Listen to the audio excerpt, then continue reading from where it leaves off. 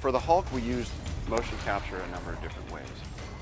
One was for pre-visualization, where we had the stage up in Toronto, and because this really hadn't been done before, Rhythm and Hughes was working with production to really figure out just how to do this. You had two massive creatures fighting in a live action environment, and very challenging because of all the interaction, obviously lots of contact, things flying all over. So there's a lot of discovery going on up in Toronto just to really figure out how to best compose these shots.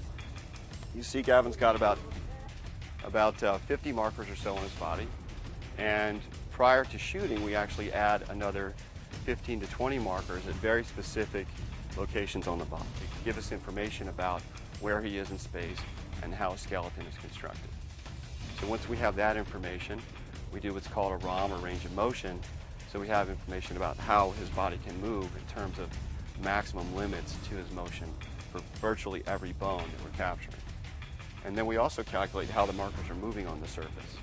And the reason that's important, it may not sound too important, but actually that really helps give us the level of realism that we're trying to achieve. Because if we assume that the marker stays consistent with his body, it's actually giving it false information, because as you can see he's wearing a fit Lycra type suit that is flexible, but even with this suit on there is some movement and sliding. So what we do in the prep process is tell the software which parts are sliding when he goes through that range of movement, and all that amounts to getting the most accurate, what we call source motion possible, which is the actor's motion, and that's what we start with. So once we have the actor properly registered, then we can incorporate it onto the character.